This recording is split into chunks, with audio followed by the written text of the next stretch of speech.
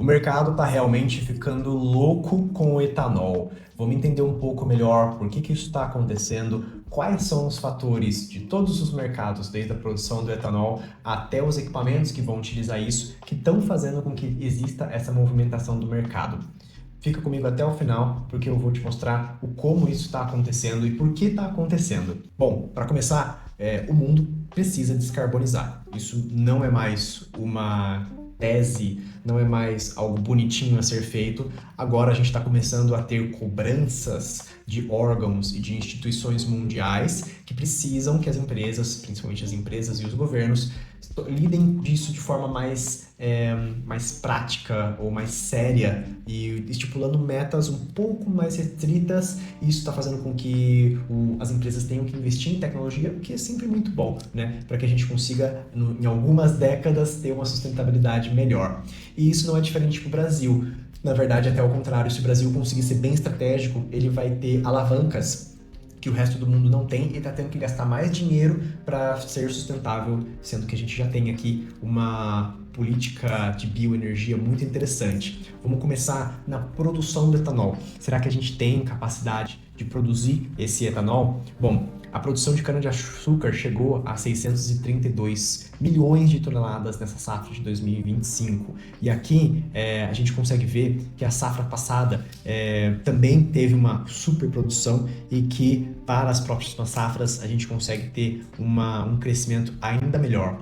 Isso contando que a gente está ainda com uma porcentagem de área para ser utilizada do nosso país, área que pode ser utilizada, que hoje não é utilizada para outras funções, também muito grande. Outro ponto aqui que a gente pode trazer é a cadeia de distribuição. Hoje, a gente, segundo a Agência Nacional de Petróleo, Gás e Biocombustíveis, né?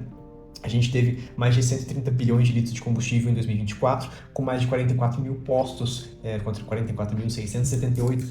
Lembrando, em um país continental, um país muito grande, que tem uma cadeia rodoviária e ferroviária muito grande também.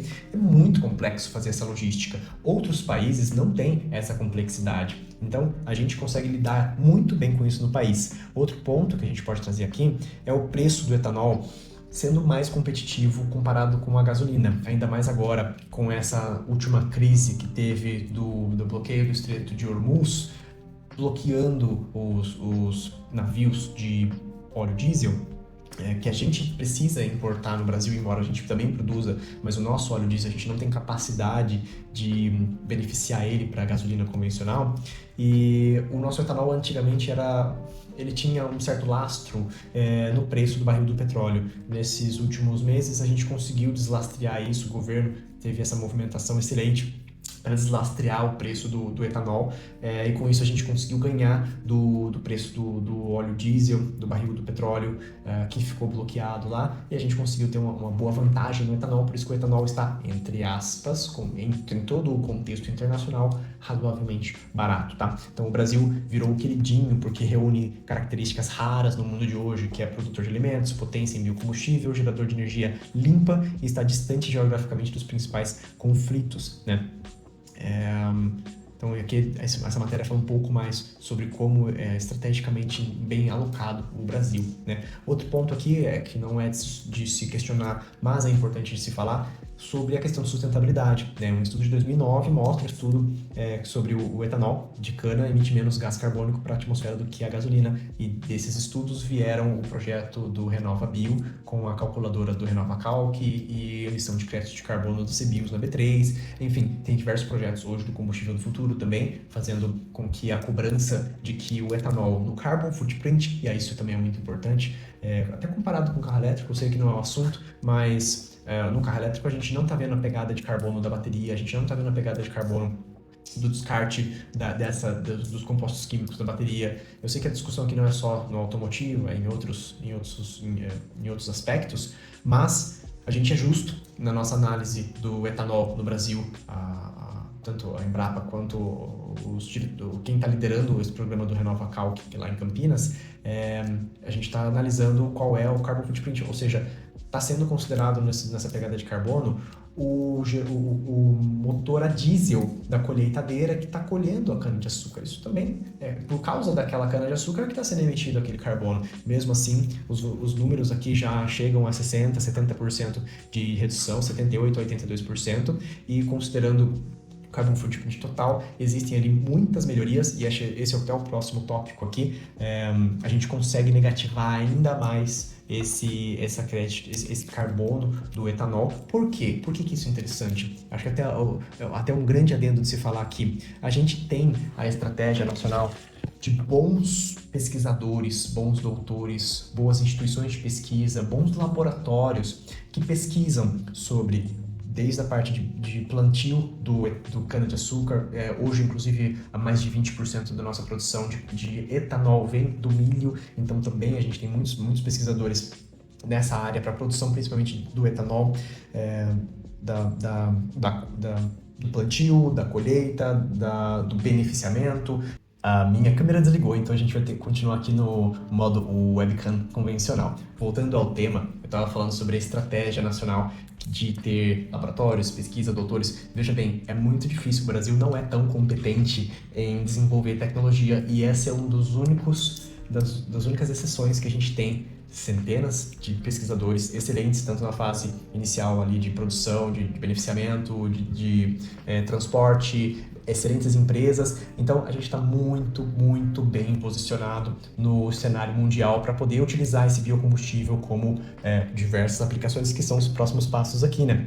Então, revisando o que a gente está comentando, a bioenergia brasileira, esse aqui inclusive é um slide do meu pitch, onde eu trago que a bioenergia brasileira deveria ser utilizada de etanol para energia elétrica, porque a gente tem a soberania nacional. Soberania nacional é que a gente controla a produção, a gente controla o preço, a gente controla a tecnologia, a fabricação e a distribuição. Isso tudo trazendo em larga escala um combustível com uma logística nacional de baixo custo e com sustentabilidade que a gente pode provar. E isso hoje está sendo utilizado nos seguintes setores, né?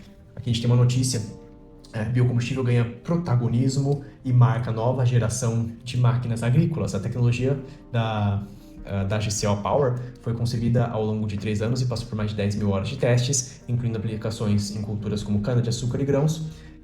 Isso, uma máquina agrícola a etanol. Então lembra que um dos problemas do carbon footprint do etanol era porque a gente utilizava diesel na colheita e no transporte. Agora a gente está usando etanol na colheita e biometano no transporte, que é o que faz mais sentido, inclusive. Ainda no setor agrícola aqui, mais uma matéria onde a gente fala que etanol entra com força no mundo do diesel. Um coach aqui vem como vem apontando o Jacir da Costa Filho: o desenvolvimento de equipamentos movidos a biodiesel, biocombustíveis, crescerá de forma importante aqui no Brasil. Já temos algumas linhas interessantes de avanço. Na AgriShow tiveram muitas empresas que demonstraram tratores a etanol, para serem lançados até 2027, isso a partir da exitosa experiência do carro Flex, que se desenvolveu se deveu ao desenvolvimento de Bosch, Magneti Marelli, de motores movidos a gasolina para flex. Indo para um outro mercado, indo para o final aqui dos mercados que a gente está utilizando, o setor marítimo, a Maersk acabou de lançar, essa notícia fresquinha de maio de 2026. A Maersk é uma gigante dinamarquesa que é a maior do mundo em transportes marítimos, um navio movido a etanol, 100% etanol. Na verdade, eles têm uma questão de metanol lá, e também de óleo diesel, porque eles não têm centelha, então eles precisam usar o óleo para ignitar. Mas enfim, aqui o interessante dessa matéria é, primeiro, que eles estão utilizando etanol nesse setor marítimo. É um motor dual fuel, no caso deles, porque lá na Europa eles não vão ter etanol, então eles conseguem colocar flex, dual fuel, consegue colocar o bulk, que é esse diesel pesado que eles usam no setor marítimo. E aqui no Brasil a gente consegue reabastecer com etanol, inclusive em todos os portos. Um ponto interessante dessa matéria: estima-se que a indústria naval passasse a utilizar apenas 10% de etanol em seus navios. O biocombustível enfrentaria uma nova demanda de 550 bilhões de litros por ano, um volume que supera toda a produção atual do Brasil, mesmo com o aumento da oferta de etanol de milho, que a gente também já comentou aqui. Mesmo assim, a gente tem capacidade de escalar essa produção, e muito. E agora, indo para um outro, a gente falou do setor agrícola, marítimo, locomotivas. Eu não vou falar aqui do setor automotivo porque é meio óbvio, vamos falar de locomotiva. A Vale assinou um acordo com a Vabtec para testar o uso de etanol em locomotivas. Essa matéria é de 2025, mês 10 de 2025, faz pouquíssimo tempo. Só para criar um contexto, nós da Liconic temos um projeto de locomotiva a etanol, não é o motor principal, a gente trabalha com a APU, Auxiliary Power Unit, então desliga o motor principal da locomotiva, porque a locomotiva fica muito tempo parada, e liga esse sistema auxiliar de energia. Qual é o ponto? A gente foi bloqueado de colocar o etanol temporariamente por causa da complexidade de entrar com o etanol dentro da planta, não era nem só na locomotiva. Então esperamos que a gente ainda tem um projeto de pesquisa, a gente ainda desenvolve essa solução e esperamos que com a implementação de locomotivas a etanol, o nosso produto de APU etanol também venha a ser muito interessante. E aí, indo para o final aqui, o que é realmente o foco, o nosso interesse aqui na Liconic é usar a energia do etanol. Então, a gente teve no Pernambuco lá a primeira termoelétrica de mega porte, né, movido a etanol. Foi lá no Complexo Industrial Portuário do Suape. Eles estão produzindo com um motor da Wärtsilä, uma tecnologia também muito avançada eles também usam diesel para ignitar, então acaba tendo um pouquinho de diesel ali na composição deles, então é uma tecnologia totalmente diferente do que a gente usa. Um motor de 4 megawatts dentro de uma produção de 380 megawatts da capacidade dessa termoelétrica, ou seja, é um pedacinho só. É um teste ainda, eles vão ficar 4.000 horas testando esse motor lá na operação para conseguir validar, e aí sim a gente vai ter as informações. Faz já bastante tempo que a gente acompanha, a gente sabe desse projeto que está sendo instalado. A gente tem um projeto de parceria com o hidrogênio verde. O hidrogênio verde tem um grande problema, que ele tem algumas máquinas lá do processo Haber-Bosch que não podem desligar e que não dá para guardar toda essa potência em banco de bateria, vai ficar ciclando muito, vai ser muito caro, e uma das alternativas é usar etanol para esse backup de energia, então é por isso que a gente acompanha essa aplicação. E aí, chegando ao fim, a gente também tem o ecogerador a etanol para backup de energia sustentável da Liconic. O nosso nicho de mercado não é 4 megawatts, como já tem a Wärtsilä. Inclusive, essa tecnologia da Wärtsilä é de 1992. Até aqui o paper deles, da Wärtsilä, indicando que essa tecnologia de dual fuel já faz bastante tempo, eles só estão validando agora para vocês verem o quanto demora para desenvolver tecnologia. No caso do ecogerador etanol, a gente já faz 5 anos que nós estamos desenvolvendo isso com fundo privado e fundo público, e já fazem 3 anos que nós estamos no setor de condomínios validando essa operação de perto, para demonstrar que a nossa tecnologia de motor a etanol e acoplamento junto com o alternador é viável, eficiente e que visa realmente ter a maior confiabilidade com a melhor transição energética possível. Inclusive, se vocês tiverem alguma necessidade tanto para o ecogerador quanto para soluções, para aplicações especiais, caso seja necessário, nós também estamos aqui para poder auxiliar. Bom, esse foi um vídeo mais aberto, mostrando aqui uma análise de mercado bem superficial. A gente poderia entrar em cada um desses papers um a um para vir com diversos argumentos, mas acho que o ponto principal é a gente enxergar